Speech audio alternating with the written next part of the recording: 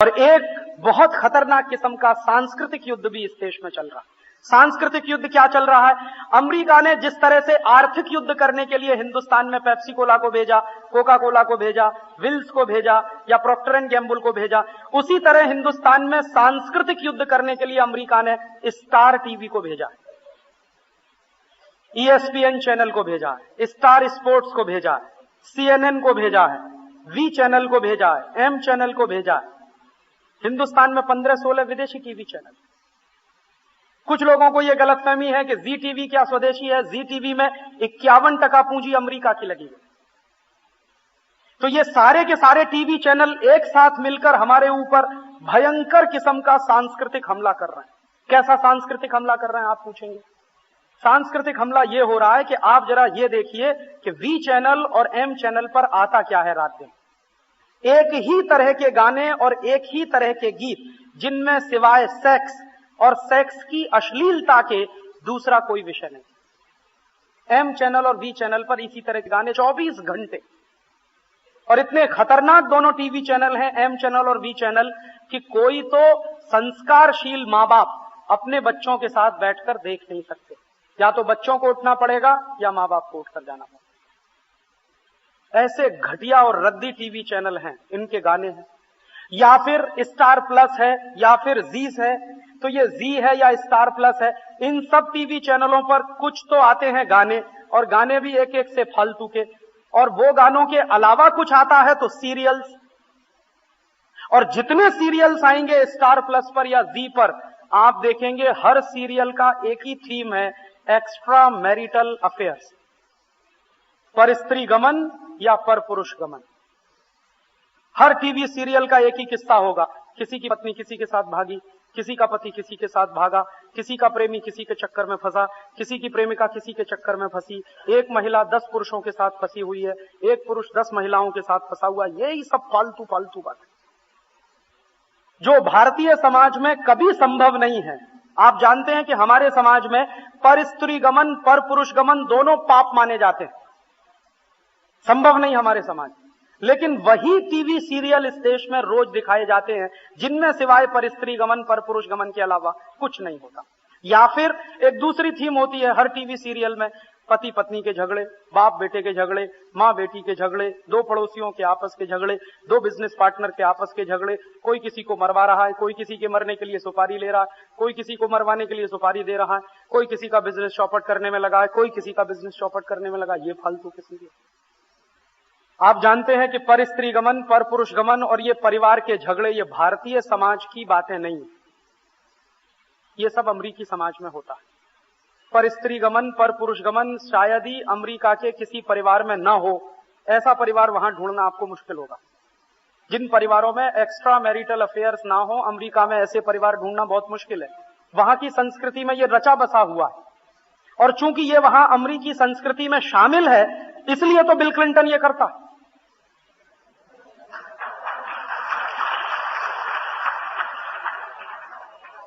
और bill Clinton ये सब करते हुए भी अमेरिका का राष्ट्रपति रह सकता है, क्योंकि अमेरिका की प्रजा ये सब करती है तो राष्ट्रपति भी करता है।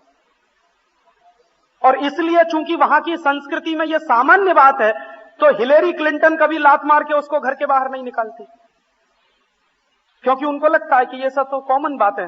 हिंदुस्तान में ये नहीं चल सकता, यहां तो परिवार टूट जाएगा। जरा भी शक हुआ पति को पत्नी पर या पत्नी को पति पर, तो परिवार एक नहीं रह सकता, या टूटेगा निश्चित रूप से। क्योंकि हमारे यहां ये संभव नहीं है, हमारे संस्कार में नहीं है, हमारी संस्कृति में नहीं।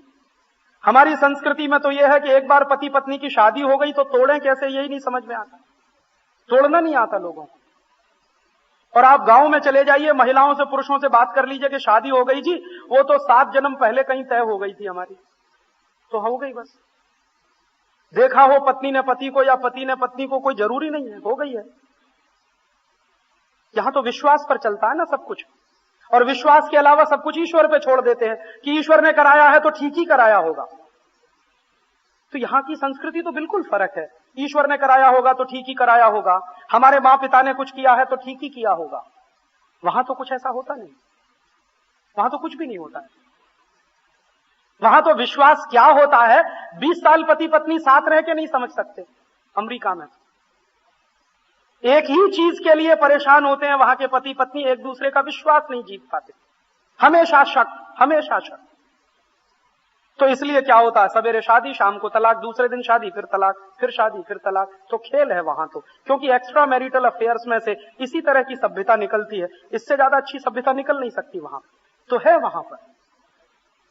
और टीवी चैनल जितने वहां चलते हैं, सेक्स की बातें दिखाते हैं या सेक्स की अश्लीलता दिखाते हैं, तो उसका नतीजा भी है 12-13 साल में लड़कियां मां बनती हैं, 14 साल में लड़कियां मां बनती हैं, वहां चलता है।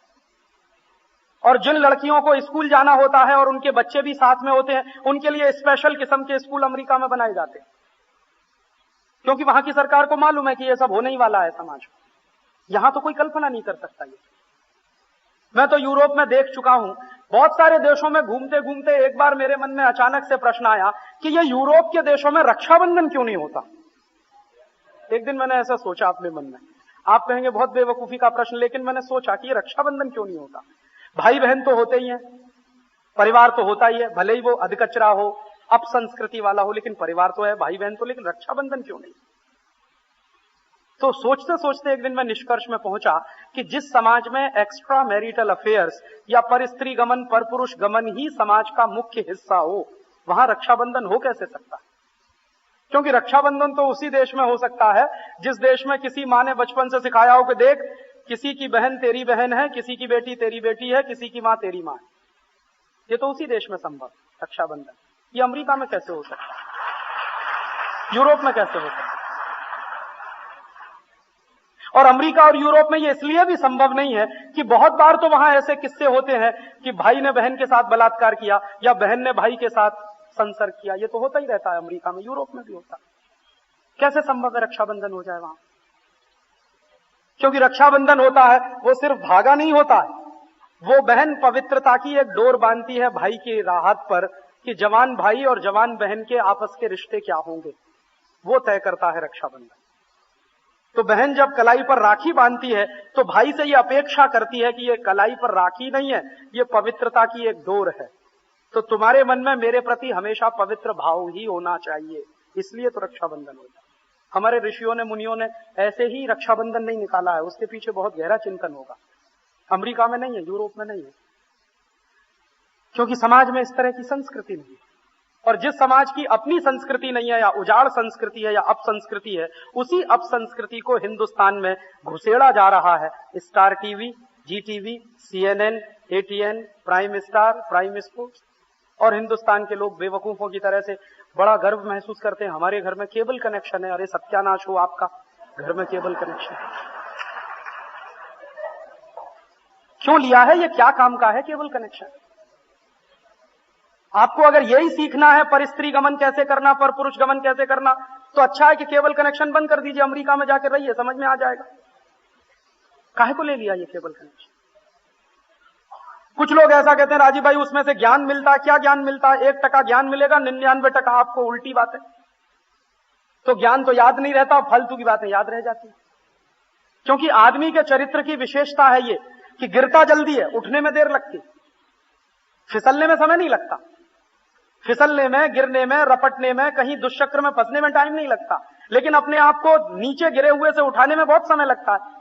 तो ज्ञान लेने में समय लगता है, लेकिन फालतू बातें सीखने में बिल्कुल समय नहीं लगता। बच्चे सीख रहे हैं रोज इस तरह के टेलीविजन चैनल देख देख कर आज इस देश के बच्चे 10-10, 11-11, 12-12 साल में जिस तरह की बातें करने लगे हैं, सुनकर हैरानी होती है। कई बार मुझे अफसोस होता है कि इस देश के बच्चे बचपन में जवान हो रहे हैं इस तरह के टीवी सीरियल देखकर, और हम अपनी संस्कृति भूलते जा रहे हैं और एक पराई संस्कृति में, विदेशी संस्कृति में रहने को गौरव महसूस कर रहे हैं। ये तो बहुत खतरनाक स्थिति है। जब आप अपनी संस्कृति की जड़ों से कट जाएं, एक पराई और विदेशी संस्कृति में जीना शुरू करें और आप माने कि यही हमारे लिए तरक्की है, यही विकास है, ये तो बहुत मुश्किल स्थिति है। आपको तो अपने पराये का भेद भी खत्म हो गया होगा तब। इसी को मैं सांस्कृतिक आक्रमण मानता हूं।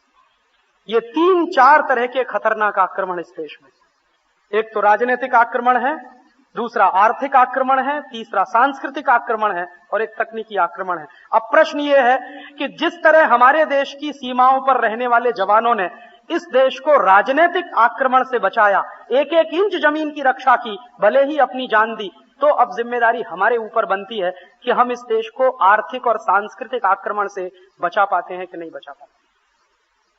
ये जिम्मेदारी हमारी है, क्योंकि इस देश की सीमा पर लड़ने वाले सैनिक सारे युद्ध नहीं लड़ सकते। वो राजनीतिक युद्ध लड़ सकते हैं, दुश्मन ने आपकी जमीन छीनी तो छीन कर वापस ला सकते हैं, लेकिन दुश्मन ने अगर आपका पैसा छीन लिया, दुश्मन ने आपकी संस्कृति को छीन लिया, वो वापस लाने का काम सेना नहीं कर सकती, वो काम आपको करना होगा। सबकी जिम्मेदारी बटी होती है समाज में। बाप का फर्ज बाप अदा करता है, मां का फर्ज मां अदा करती है, भाई का फर्ज भाई अदा करता है, बहन का फर्ज बहन अदा करती है। सबके अलग अलग कर्तव्य होते हैं, सबके अलग अलग फर्ज होते हैं। तो हमारे सैनिक जो सीमा पर लड़ रहे हैं, उनके कुछ कर्तव्य हैं, उनके कुछ फर्ज हैं, वो अपने कर्तव्य को पूरा कर रहे हैं, अपने फर्ज को पूरा कर रहे हैं। तो हमें अपने बारे में सोचना होगा कि हमारे जो कर्तव्य और फर्ज पूरे करने चाहिए। तो आपका एक ही फर्ज और कर्तव्य इस समय बचता है, वो है कि राष्ट्र की अर्थव्यवस्था को बचाना, या राष्ट्र को आर्थिक युद्ध से बाहर निकाल कर लाना, और राष्ट्र को सांस्कृतिक युद्ध से बाहर निकाल कर लाना।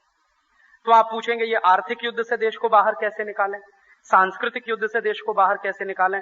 आर्थिक युद्ध और सांस्कृतिक युद्ध से देश को बाहर निकालने का रास्ता एक डायनामाइट बम के सामने से होकर गुजरता। जैसे हमारे देश के सैनिक बम इस्तेमाल करते हैं दुश्मन को मारने के लिए, वैसे ही हमारे पास एक बम है दुश्मन को मारने के लिए, और उसका नाम है बहिष्कार, बॉयकॉट। बॉयकॉट वो डायनामाइट है, बहिष्कार वो बम है जो दुश्मन के बड़े से बड़े पहाड़ को तोड़ सकता है। एक बार आप इसका इस्तेमाल करके देखिए। इसी बहिष्कार की ताकत पर अंग्रेजों को हिंदुस्तान से भागना पड़ा था। 1905 में यही बहिष्कार आंदोलन लोकमान्य तिलक ने चलाया था, 1907 में सावरकर ने चलाया, 1915 में गांधी जी ने चलाया। इसी बहिष्कार के आंदोलन की ताकत पर अंग्रेज भागे थे। तो वही बहिष्कार का आंदोलन अगर हम फिर से चलाएं तो ये दुश्मन देश की कंपनियां भी भागी। तो आपको अपना फर्ज निभाना है। माने कि दुश्मन देश की कंपनियों का सामान खरीदना बंद।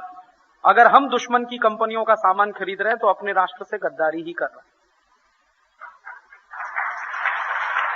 तो आप